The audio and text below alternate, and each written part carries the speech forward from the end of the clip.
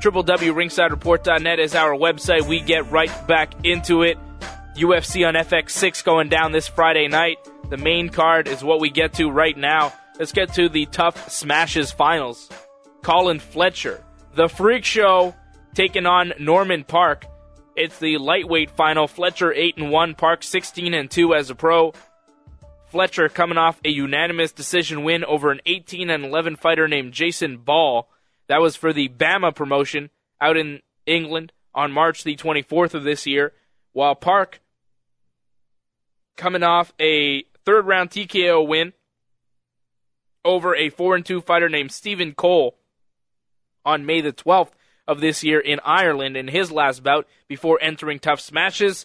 Once he was on the program, Parke picked up a unanimous decision win over Richie Vakulik in the quarterfinals. Then in the semis, he picked up another decision win over Brendan Loughnane to advance into the finals. Colin Fletcher, a unanimous decision win over Ben Wall in the quarterfinals, and then a submission win over Richie Vakulik in the semifinals to advance into the finals, as Vakulik was an injury replacement, so actually got another shot in the semifinals. So both guys fought this guy, Richie Vakulik.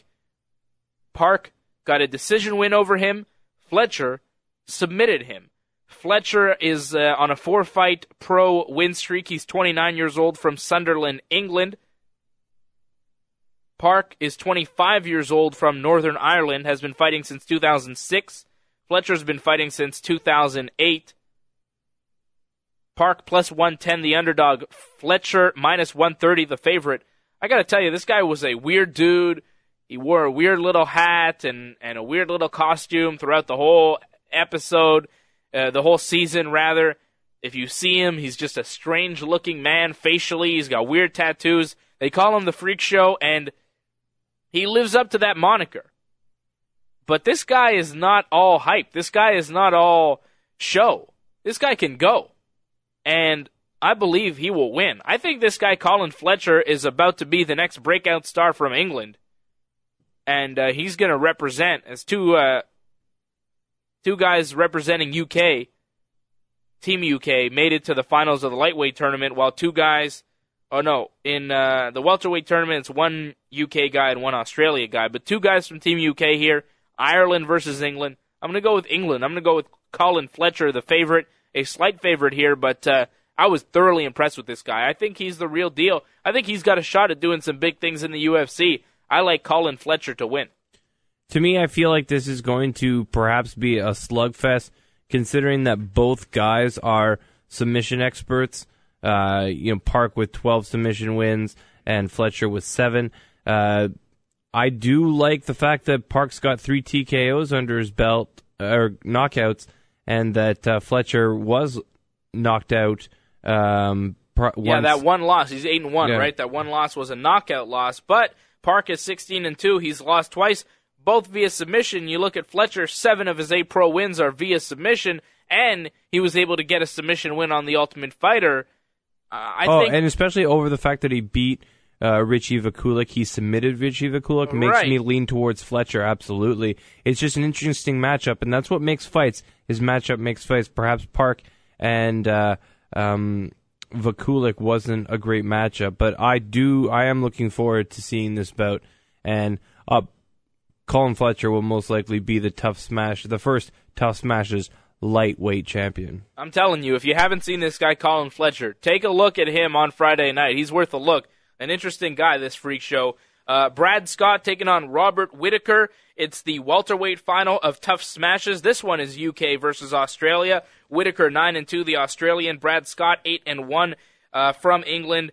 He picked up a TKO win in the third round over a 9-4 fighter named McKough Rahman on March the 16th of this year in Dubai. That was his fight prior to entering The Ultimate Fighter, while Whittaker actually lost his fight before getting into the show.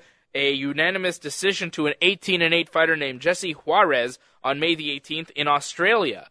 Scott, 8 wins, 5 of those via knockout, 3 via submission. Whittaker, 9 wins, 5 via submission, and 4 via knockout. So both of these guys have finished every one of their professional bouts.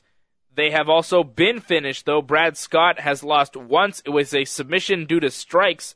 Back in 2009, he lost to a 12-1 fighter named Eugene Fadiora in October of 2009, while Whittaker has lost twice in his career, one via decision in his last fight before entering The Ultimate Fighter, and one via submission to a 9-9 fighter named Hoon Kim in October of last year.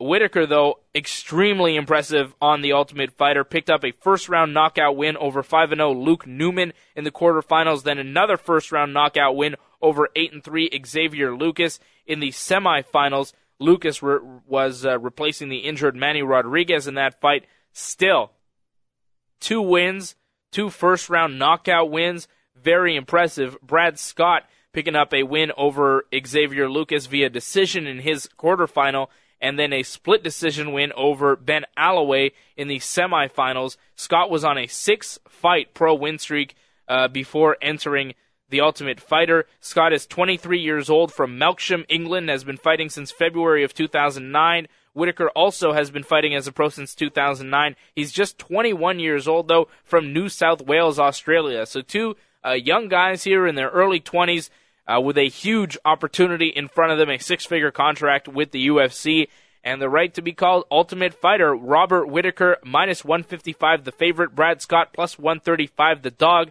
And, I told you earlier that I was speed watching through this. I actually watched Brad Scott's fight this evening, his quarterfinal, his semifinal bout against Ben Alloway, and he was actually dropped at one point during that fight.